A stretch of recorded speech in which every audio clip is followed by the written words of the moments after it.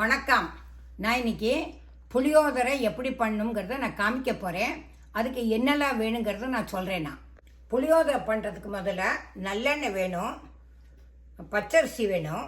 நான் அதை பச்சரிசியை சாதமாக்கி வச்சுருக்கேன். 1 டம்ளர் அரிசி எடுத்திருக்கேன். புளிக்காய்ச்சல், வேர்க்கடலை, உப்பு, மஞ்சப்பொடி, கடலைப்பருப்பு, உளுத்தம்பருப்பு, கடுகு, மிளகாய் வத்தல், கருவேப்பிலை, பெருங்காயம் இவ்வளவும் இதுக்கு வேணும். நான் எப்படி பண்ணுறதுங்கிறத நான் காமிக்கிறேன்.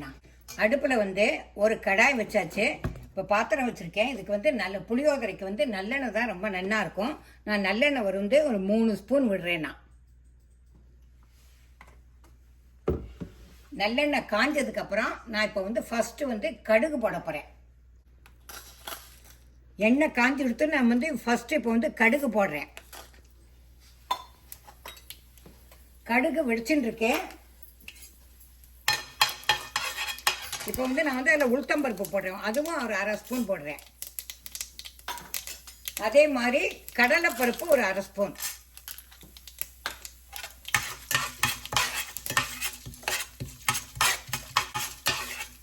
இப்போ அடுத்தது வேர்க்கடலை போடுறேன்.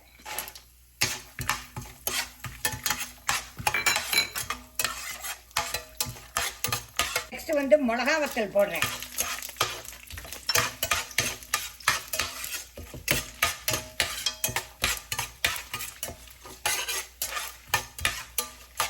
இப்போ நெக்ஸ்ட் கருவேப்பிலை போடுறேன்.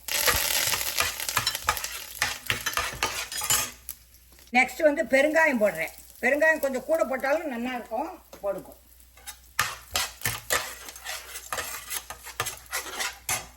இப்போ இதுக்கு அடுத்தது நான் மஞ்சப்பொடி போடுறேன். இப்போ நான் மஞ்சப்பொடி போடுறேன். அது ஒரு 1/4 ஸ்பூன் போட்டிருக்கேன்.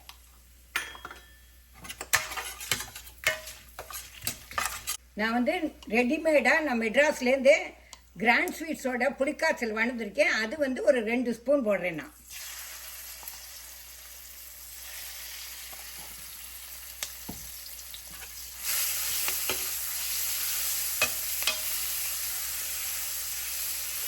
எல்லாம் ஒன்று சேர்ந்து கலந்ததுக்கப்புறம் நான் சாதத்தை அப்படியே ஒரு பவுலில் எடுத்து வச்சுருக்கேன். வேக வச்சுட்டேன் நான் காலையிலேயே. அதுனா எனக்கு உதிராக இருக்கணுமே சொல்லிட்டு கொஞ்சம் முன்னாடியே நான் வேக வச்சு எடுத்து வச்சுட்டேன்.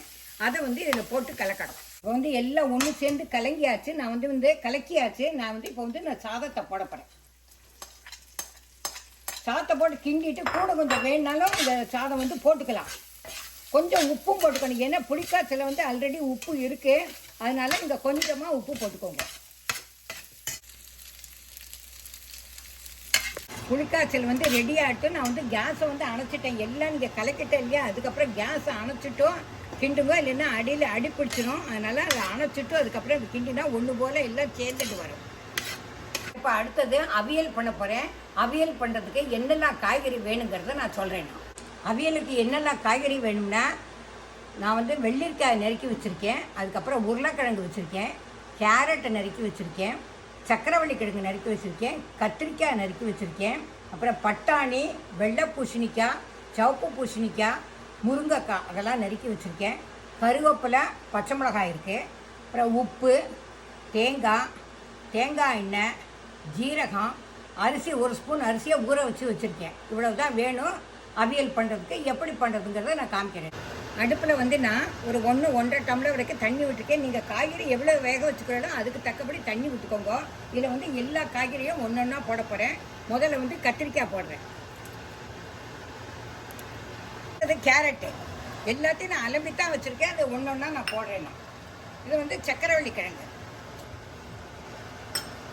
இது வெள்ளரிக்காய். நீங்கள் வாழைக்காய் இருந்தால் கூட போட்டுக்கலாம், சேனை இருந்தால் போட்டுக்கலாம், கொத்தவரைக்காய் இருந்தால் போட்டுக்கலாம். எங்கிட்ட அதெல்லாம் இல்லை, நான் அதனால் அதெல்லாம் போடலை. அதுக்கப்புறம் முருங்கைக்காய் போடுறேன். அதுக்கப்புறம் பரங்கிக்காய், இதை சிவப்பு பூசணிக்காயும் சொல்லுவா, பரங்கிக்காயும் சொல்லுவா. இதை நான் பரங்கிக்காய் போடுறேன். அதுக்கப்புறம் பட்டாணி, அதுக்கப்புறம் வெள்ளை பூசணிக்காய் இருக்குது, அதையும் போடுறேன். இதை போட்டுட்டு முதல்ல நான் 2 கிண்டிட்டு இதில் உப்பு போடுறேன். நான் இதில் கொஞ்சம் பீன்ஸும் போட மறந்து போயிட்டேன். இந்த பீன்ஸும் இப்போ போடுறேன். போட்டுட்டு இப்போ நான் இதில் உப்பு போட போகிறேன். கொஞ்சம் வெந்துடுத்து அதுக்கப்புறம் உப்பு போட்டால் நல்லா பிடிக்கும்.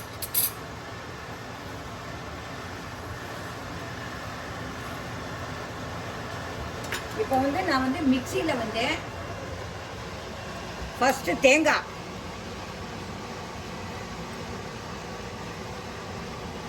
அதுக்கப்புறம் கொஞ்சம் ஜீரகம்,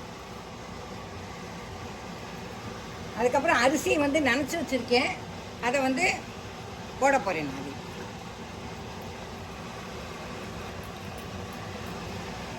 நான் வந்து இப்போ மிக்சியில் அரைக்க போகிறேன். காய்கறியில் நல்லா வெந்துடுத்தோ, இதில் வந்து ஜாஸ்தி தண்ணி இருந்தானே கொஞ்சம் எடுத்து வச்சுட்டு இங்கே அரைக்கிறது கூட விட்டுக்கலாம். நான் வந்து இப்போ அரைச்சி வச்சுருக்கேன். என்னென்ன அரைச்சி வச்சுருக்கேன்னா, இதில் தேங்காய் போட்டிருக்கேன், பச்சை மிளகா போட்டிருக்கேன், அரிசி போட்டிருக்கேன், ஜீரகம் போட்டிருக்கேன். ரொம்பவும் நைஸாக இருக்க வேண்டாம், அதனால் ரொம்ப கரகரம் இருக்க வேண்டாம், மீடியமாக இந்த மாதிரி அரைச்சிக்கணும். அரைச்சிட்டு விட போகிறேன்.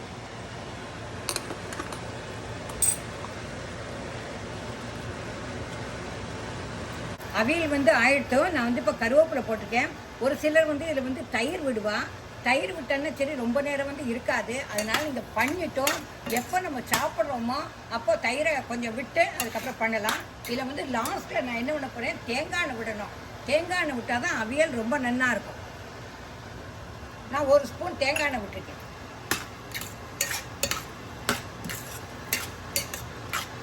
அவியல் ரெடி ஆகிட்டு இப்போ வந்து நான் ஒரு பாத்திரத்தில் மாற்ற போகிறேன். நான் புளியோதரையே ரெடி ஆகிடுத்து. அதுக்கு தொட்டுக்கிறதுக்கு வந்து நான் அவியல் பண்ணியிருக்கேன். இது வந்து நீங்கள் அடையோட கூட சாப்பிட்லாம், ரொம்ப நல்லா இருக்கும். அடை அவியல் தான் ஃபேமஸ், புளியோதரையும் அவியலும் ஃபேமஸ். நான் 2ம் பண்ணியிருக்கேன். நீங்கள் வந்து இதை பாருங்க, இதுதான் புளியோதரை பண்ணியிருக்கேன். அடுத்தது அவியல், சூடான சுவையான அவியல் பண்ணியிருக்கேன். நான் இதை நீங்கள் சாப்பிட்டு பார்த்துட்டு எப்படி இருக்குங்கிறதுக்கு லைக் பண்ணுங்கோ, ஷேர் பண்ணுங்கோ, சப்ஸ்கிரைப் பண்ணுங்க. அதோட டேஸ்ட் எப்படி இருக்குங்கிறது கமெண்ட் பண்ணுங்க. உங்களோட பதிலை ஆவலோட எதிர்பார்த்துட்டு இருக்கேன். Tata, bye bye.